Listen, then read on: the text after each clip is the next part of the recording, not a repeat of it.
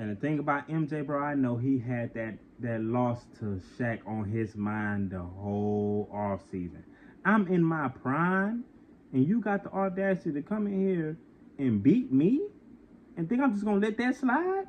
Well, you are the only person to beat me in the playoff series in my prime, and you think I'm finna let that slide? I already know we in for one, boy. I know it's finna get crazy, coach. Come on. What's good, YouTube? It's your boy Damo Love Sports, man. I'm back again with another reaction video, man. And today we got the GOAT back in this thing, man. We got we got Michael Jordan back in the office, man. And today we got Big Diesel with him as well. We finna be reacting to when a rookie Shaq bullied prime Michael Jordan and almost got away with it. This is finna be an ill video. I know y'all finna enjoy this one. If you're new to the channel, go ahead and hit that subscribe button, man. If you love sports, this is the place for you. Make sure you smash that like button, man, with that three-piece combo, that leg, thigh, and that biscuit for your boy. Without further ado, let's get right into this video, man. Yes, sir. February 16th, 1993, Michael Jordan and Shaquille O'Neal had one of the greatest duels of the decade. Good mid-range. Ugh, that backdoor cut. Oh my goodness.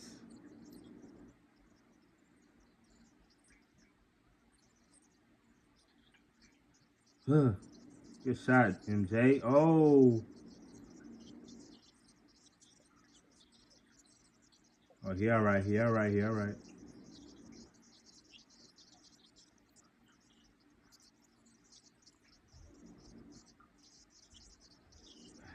Good block. Oh, it's a foul. Okay, I'm about to say good block, boy.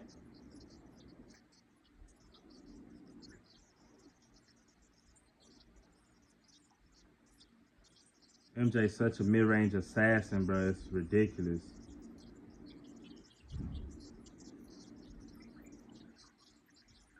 In a back-and-forth battle that went into overtime, Jordan dropped 64 points, and Shaq had a 30-20 game with 5 blocks. Oh my goodness, 64?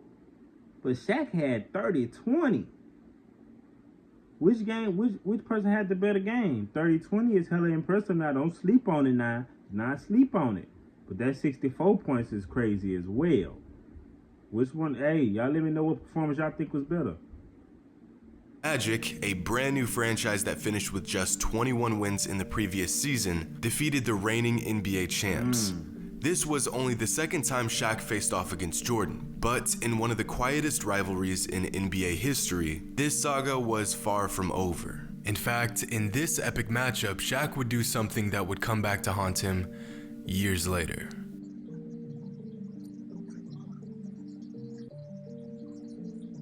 Oh.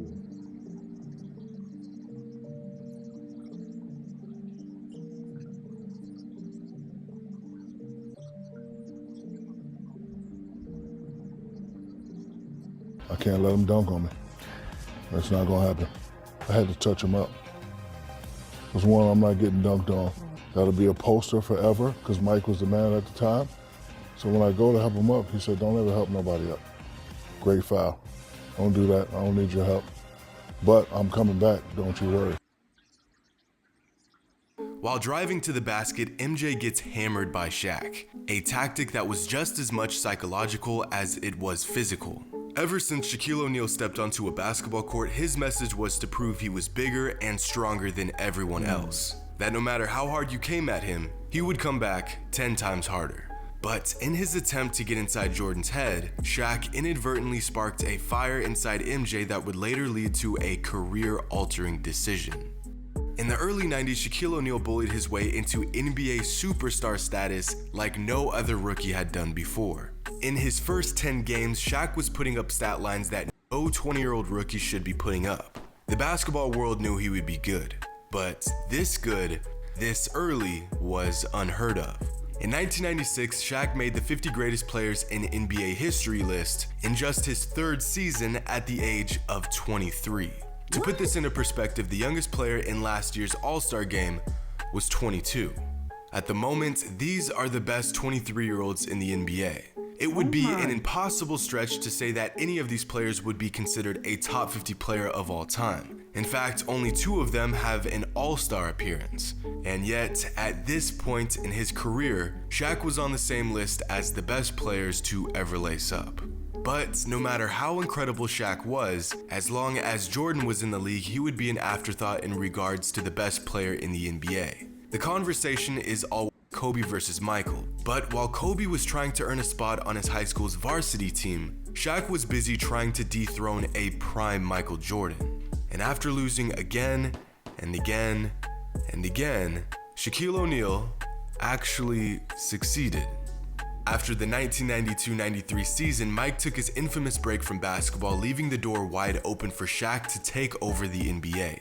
Just 1 season into the league, Shaq and the rest of the world were taken by surprise when a prime Michael Jordan retired from basketball. And with Jordan busy playing baseball, Shaq asserted himself as the most dominant player on the planet. Jordan leaving the game was the best thing that could ever have happened for a young Shaquille O'Neal. At this point, the Magic had established themselves as the best team in the East behind their young dynamic duo in Shaq and Penny. Each game getting 1 step closer to the seemingly inevitable fact that Shaquille O'Neal was going to be the face of the NBA for the foreseeable future. In the next 2 seasons, Shaq had turned a failing franchise into an NBA powerhouse. From 21 wins to 57 wins in just 3 seasons, topping the East in 1995. I ain't gonna lie, bro. I did not know Shaq was hooping like that. I did not know he was hooping like that, bro. Then, after his 3rd season, on his 3rd season, they named him top 50 player of all time. Bro, that is insane work, bro. Like, what? Like, oh my goodness. Man, and then MJ retiring ain't do nothing but just make it better for him. Averaging 27, 13, and 3 while earning 2 All-NBA team selections, a Rookie of the Year award, and a scoring title at just 22 years old. This was his time. He had the team, he had the talent, and Mike had vacated his #1 spot. How could you possibly stop a 7-foot 1-inch, 300-pound freak of nature? You wanted to get away from the media. They had no more challenges. Less than 2 years, you're back. Just at the moment Shaq thought he was free from Jordan's reign, Michael decided maybe basketball was a sport after all, and returned to the game in the spring of 1995. And that fast track to the NBA Finals just took a detour for Shaq and the Magic. But the last time Michael played Shaq, the Magic weren't even a playoff team. Now, just 2 seasons later, they were the best team in the East and had all the ingredients for a future dynasty. Meanwhile, the Bulls were recovering from their Jordanless year, and for the first time since the 80s, the Bulls didn't look like the obvious favorite. In the 1995 NBA playoffs, 2 years after their last matchup, Shaq would finally get his chance to officially snatch the torch from Jordan. And he did just that. Big guy gets it there. O'Neal with the fadeaway, and it's now 7-2, Magic with a lead. Looks for the lob, and Shaq drops it in. Starts the back end. Will comes over to help. Oh my goodness, like that. Side for Shaq. O'Neal jump hook. And he's 2 for in against Shaq. Try to adjust in the air, and he will. Shaq with a steal. Tries to go length of the floor and slam. And he does. What a big play by Shaquille O'Neal. The big guy, O'Neal, tosses it in.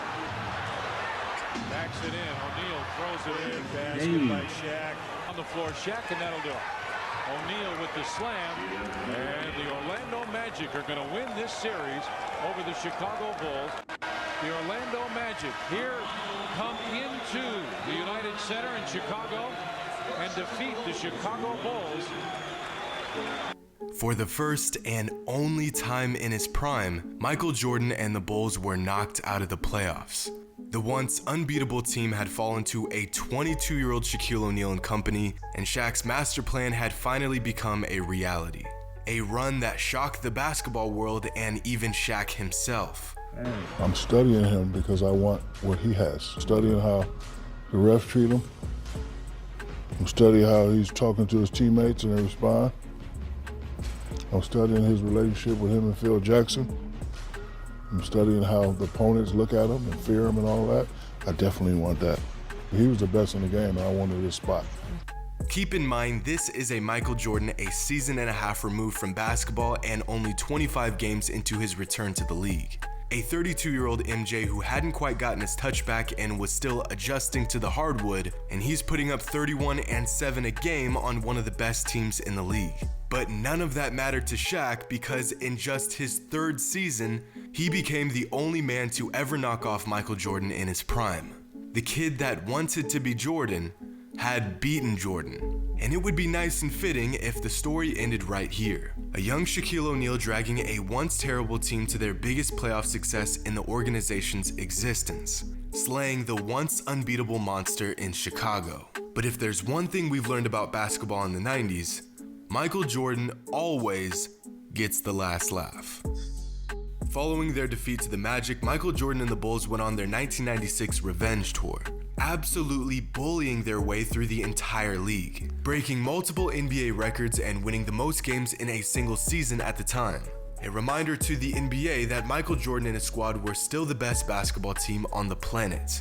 And the thing about MJ, bro, I know he had that loss to Shaq on his mind the whole offseason. I'm in my prime, and you got the audacity to come in here and beat me and think I'm just going to let that slide? Well, you are the only person to beat me in the playoff series in my prime? And you think I'm finna let that slide? I already know we in for one, boy. I know it's finna get crazy, coach. Come on, man. But behind this return to glory, an underlying motive for their success was driving Jordan to get back to that rare moment of failure in the previous season, to get revenge on the only man to beat him while he was on top. Following a regular season where the Bulls won 2 of 3 matchups against the Magic, once again, Jordan and Shaq were set to face off in the playoffs, this time in the conference finals to decide who would go on to fight for a championship. Shaq thought it was his time, but Mike had to remind the Diesel that his time was up. Michael has seen his teammates rise to the occasion, playing with the fire and determination that is the Bulls one win away from a trip to the finals. But one giant roadblock still stands in the way. お前はもう死んでいる。何? Defense to start this ball game out. Something different. Trying to set up O'Neal. God is guarding Michael Jordan, who shoots Kukoc and Bushler. Michael pushing up Bowie. And Jordan with the rebound. Bowie with the rebound. Stolen by O'Neal with Jordan. Have gone by in the third. Nice move by Utah. Jordan though. Doesn't get an opportunity here. There's the hard spinning. Oh. Yeah. Anyway, gave him the middle. Jordan operating against Bowie. Yes. Jordan to the fade at 6. Jordan getting trailed most of the way. Jordan. Chicago. Jordan for 3. Michael Jordan with the pull-up. Yes. 45 points. After losing to the Magic in the season prior, the Bulls went on to sweep them in the 1996 Eastern Conference Finals, including a 38-point blowout in Game 1 and holding the Magic to just 67 points in Game 3. In the 1995 playoffs, the Magic won by an average margin of just 1.25 points, winning the series in 6. In the 1996 playoffs, the Bulls won by an average margin of nearly 17 points. Damn, this man Jordan took that shit too personal, boy. He just lost to him a year ago. He came back the next year and put straight belt to ass to Shaq and the damn Magic, boy.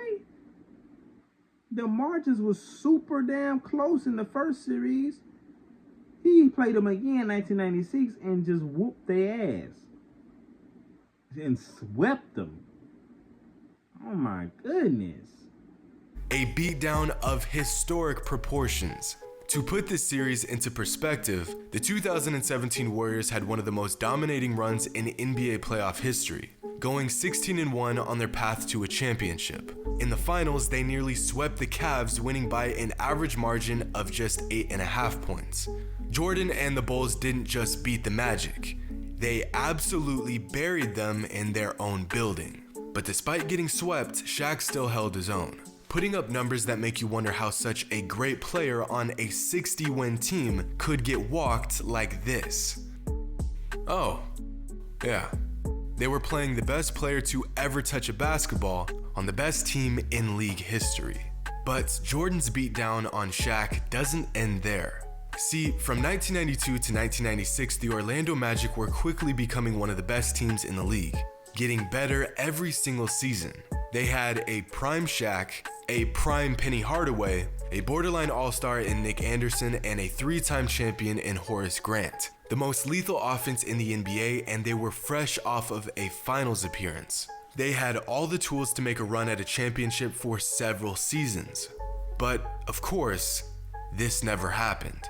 Despite finding success in Orlando, Shaq took his talents to LA, and of course, the rest is history. But one of the biggest what-ifs of 90s NBA is the Shaq and Penny duo. The idea of Shaquille O'Neal taking a new, underwhelming franchise to the promised land and rising up as the new face of the league. Now, there are several reasons as to why Shaq left the Magic, but one that is rarely addressed was his virtually unspoken rivalry with Michael Jordan. Was Shaq dodging Michael Jordan?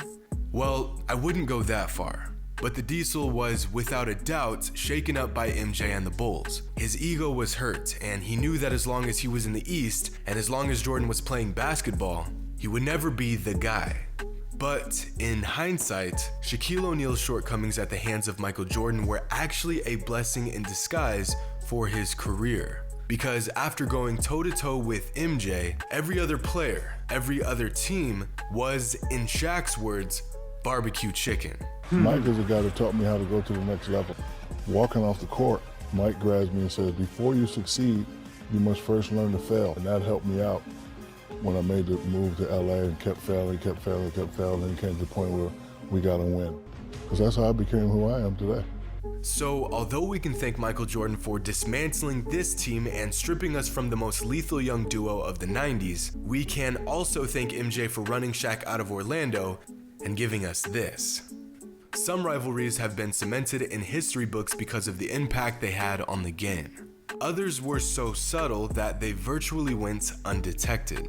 With MJ out of the picture, a young Shaquille O'Neal thought he had the league on lock, that the throne was his for the taking. But Michael Jordan gave him a harsh reminder that the crown wasn't his quite yet. Hope you guys enjoyed, and as always, until next time. Man, that right there was an amazing video, bro. I ain't gonna lie, that was super entertaining, bro. Man, I ain't know none of that. And Shaq, well, you got BTA. You feel me? You got your one little dub, and I ain't gonna lie, yo, I can't do you that bad, cause you did get your one dub in his prime, and you were the only person to do that. So that's a hell of an accomplishment, my boy. Then to be named top 50 player of all time in just your 3rd year. Man, I ain't gonna lie, man, that's crazy work. That's crazy work right there. You know, you got a hell of a career. You know, lie. That's a hell of a career, man. Then you went to the Lakers and did your damn thing with Kobe Bryant. It's crazy that you team up with the dude that's literally a split image of MJ. You know? It's just crazy. Didn't nobody want to be like Mike more than Kobe. And then nobody accomplished being like Mike more than Kobe. So that's interesting, man. If you're new to the channel, go ahead and hit the subscribe button, man. If you love sports, this is the place for you. Make sure y'all smash that like button for your boy, you know what I'm saying? But it's your boy Domino Sports, and I'm out this thing, man. Peace.